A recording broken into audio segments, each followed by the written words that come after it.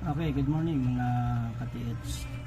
So meron ditong pinadalang gamit sa akin. Hindi ko alam kung sino may gawa nito. Pero ang nagpadala nito ay isang ka-TH na bumili rin daw sa online seller ng treasure hunting gadget. So ang problema niya dito ay gusto niyang ipa-repair sa akin. Sabi ko bakit hindi na lang doon ipa-repair sa kanyang pinagbilihan. Ang sagot niya mas gusto na daw na ipa-repair sa akin kahit na gumastos na lang daw siya. Siyempre ko naman gusto kong matulungan siya sa kanyang problema tungkol dito sa gamit na to. Ang problema niya daw dito talaga kasi ay hindi proportional or balance yung pagkakagawa. So hindi ko alam kung sino ang may gawa nito. Pasintabi sa may gumawa nito. Gusto ko lang i-share kung paano ito bibigyan ng solusyon kung bakit hindi siya umiikot. Kasi naman daw siya nagtuturo, pero pagka dun sa pinaka tapat ng object or deposit ay hindi na siya rotate. So yun ang pinaka problema nung bumili nito. So tingnan natin kung anong laman. Ang ganda yung ganyang kaha, may leather case siya. So medyo napahanga ako sa kanyang ability.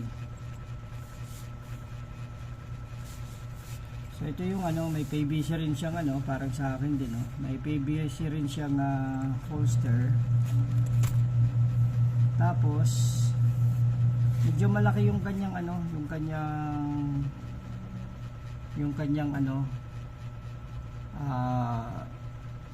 brass pipe, brass tube.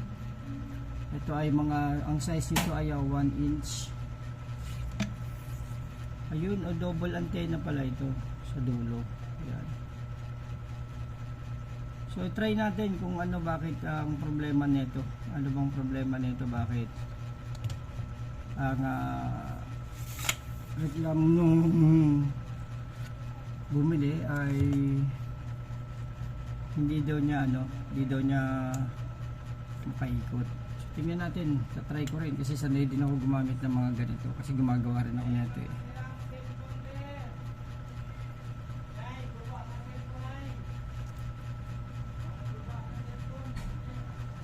So mabigat niya mabigat itong dalawang nasa dulo.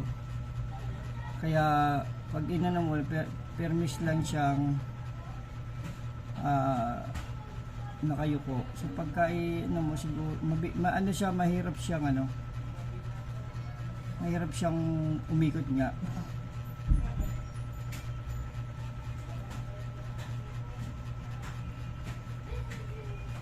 Mahirap nga. Igagalaw mo pa yung kamay mo. Igagalaw mo pa siya.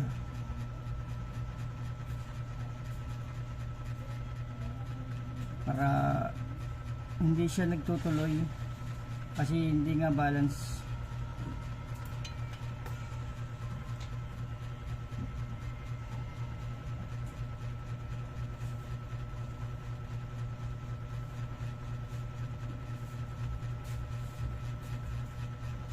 So meron ako dito yung gawa ko, ito naiksi lang siya handle. Pagka pinahaba mo siya, yan, balance siya.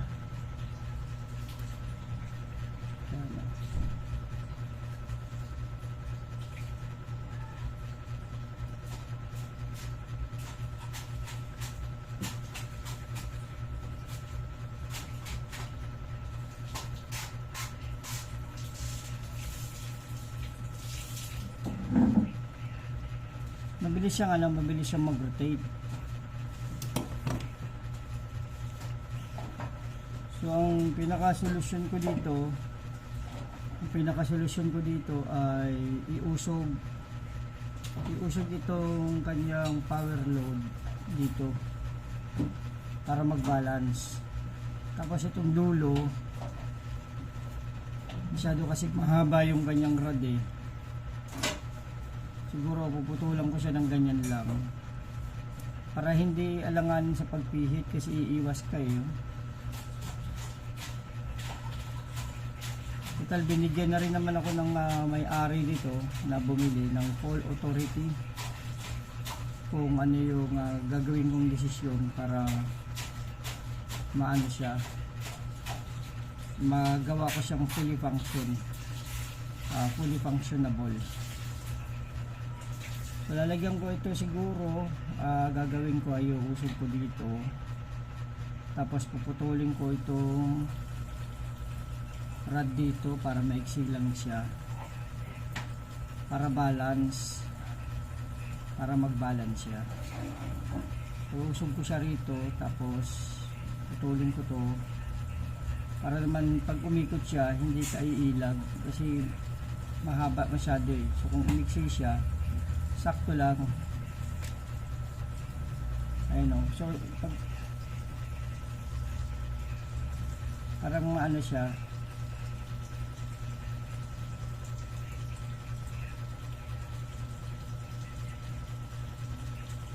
so let's say meron ako ditong gold wire. Ito ilalagay ko dito sa side ko. So lalagay ko dito sa side ko. Ang kanyang balahan ay nandito sa ilalim.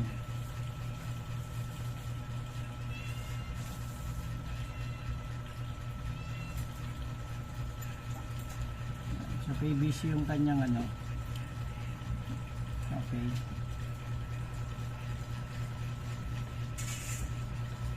So nagtuturo naman siya sa ano, dito sa gold wire na to.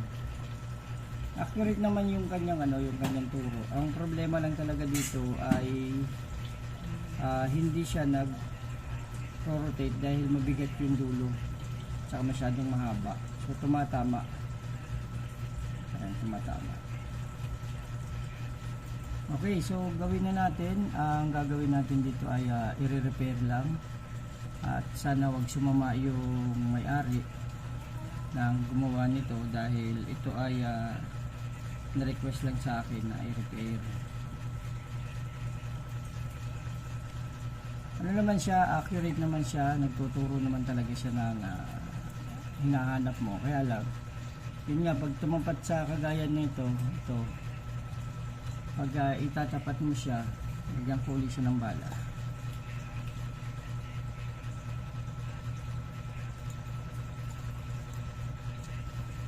Pag itatapat ko siya, ayun, nagtuturo naman siya yun.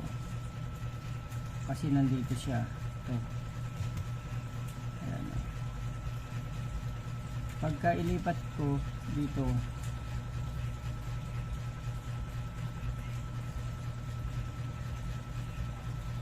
ay nagtuturo naman siya. Ang problema lang talaga dito ay yung pag-rotate.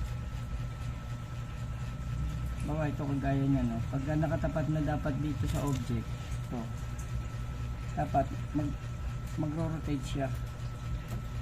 Ang problema niya mabigat. Ito. So parang yung kamay mo mawawala sa balance sa galaw kasi susunod siya.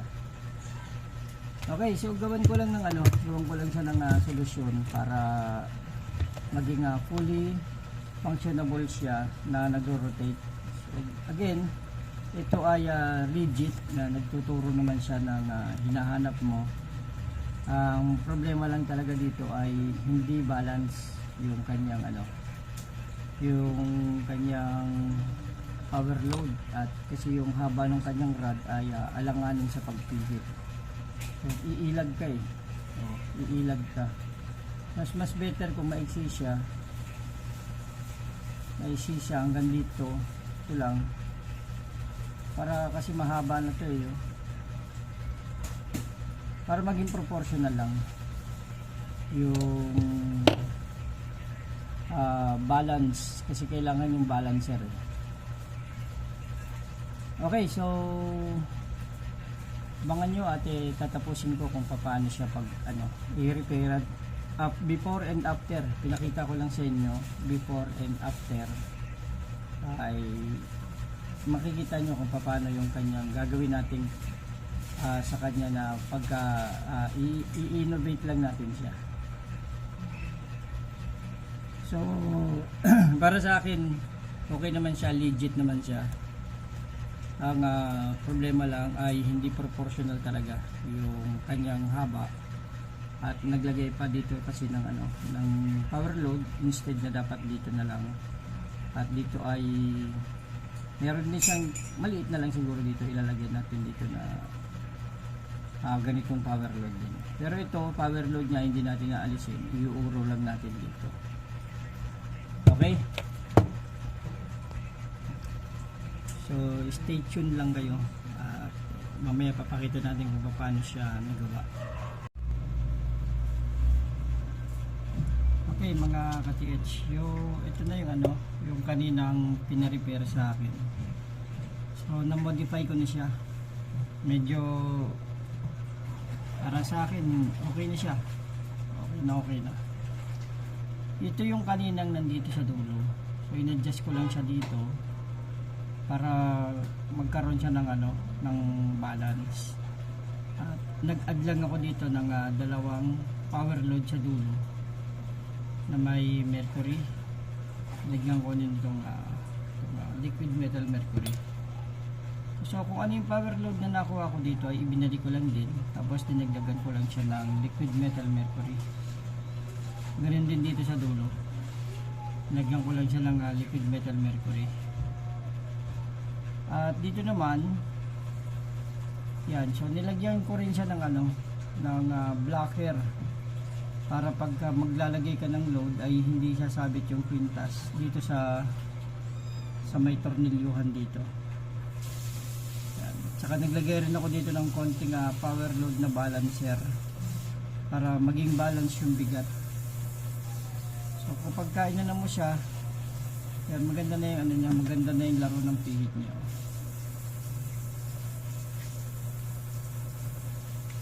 So inayos ko na rin to dahil hindi siya kanina nagpipit ng maayos. Pag dinatanggal nasisira yung naiiwan tong plastic na to dito. Ngayon hindi na, dinikit ko na rin siya. So sana yung gumawa nito ay huwag magalit sa akin, yung inventor nito sana ay huwag magalit sa akin. Request lang ito nung ka-TH na nakabili para ipamodify dahil ang kanyang perception ay hindi niya mapagalaw at hindi daw yung nagro-rotate pagdating sa tamang deposit. So testingin natin na ngayon, testingin na natin.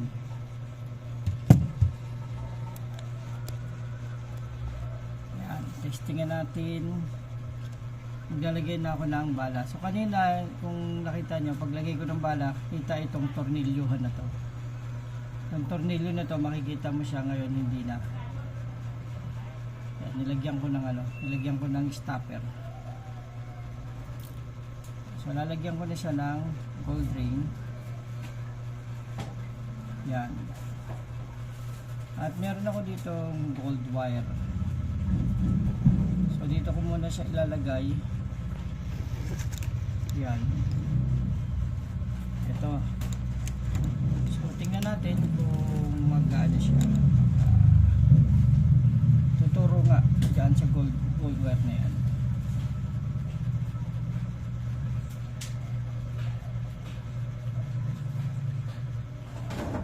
Tapat na tapat siya sa gold wire.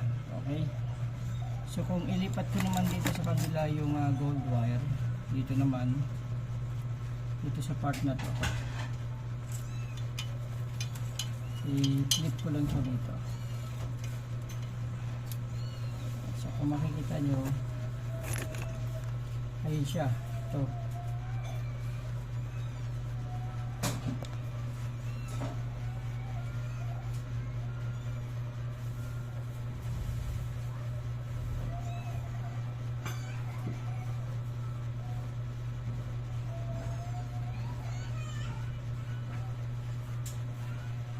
tinuturo niya rin. Ngayon ang titingnan natin ay kung mag-rotate siya sa tapat ng gold wire. Kasi yun ang problema, hindi daw siya nag-rotate. Medyo adjust ko lang yung camera. Idalayo ko lang siya ng konti dahil para makita natin yung gold wire na ito. Kasi tatamaan. So medyo hindi na siya masyadong mahaba, hindi na siya masyadong problema sa pag-rotate.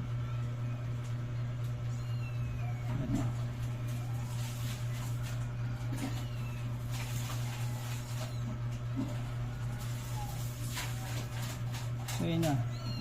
Sa tapat mismo ng gold ring ay nagro-rotate na siya.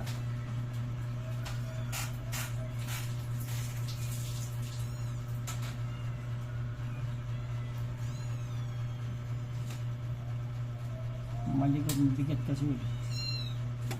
Kailan talaga dalawang kamay.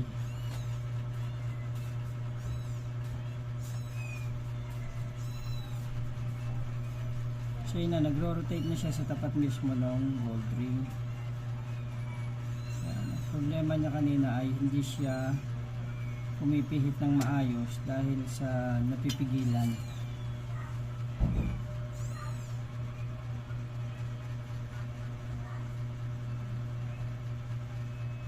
So ayan na. So ka-TH na Norman ba to? Norman. Ito na yung ano mo, ito na yung pina-refer mo sa akin na long range double antenna telescopic. So i-modify ko lang para magamit kasi hindi daw niya nagagamit eh. Para hindi naman daw sayang yung kanyang pagkakabili. So sana yung gumawa nito, nag-invento nito ay wag magagalit sa akin sapagkat gusto ko lang naman solusyonan yung problema ng ka-TH na nakabili. Baka kasi hindi niya gamay yung paggamit ng ganitong long range na ganito kalaki kasi masyado siyang malaki, 1 inch yung kanyang pipe. So far maganda naman siya, quality naman siya talaga. Yan, maganda siya. Meron ako dito, ito mas maliit yung sa akin, ay laki ng kanya. Mas maliit yung sa akin at handy. Pag kinalas mo siya, ayan, pwede mo siya i-bulsa na.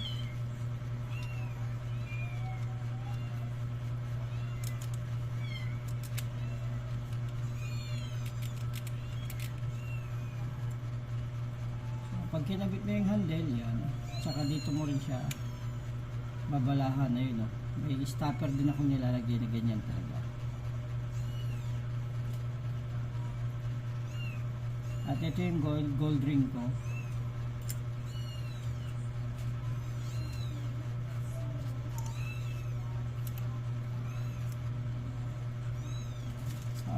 Ito yung gold wire. Lagay ko rin dito.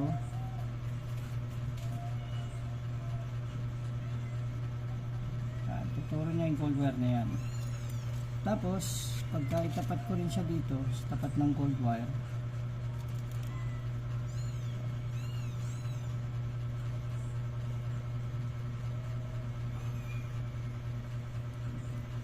maliit lang kasi yung deposit yung nadidetect, kaya ganyan lang yung galaw niya.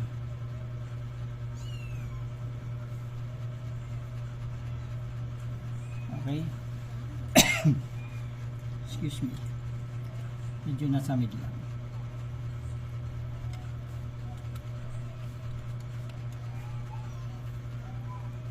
Okay, so ito yung aking gawa. Ito yung gawa ng ka-TH natin na hindi ko siya kilala, pero pinamodify lang sa akin to para magamit daw nung nakabili.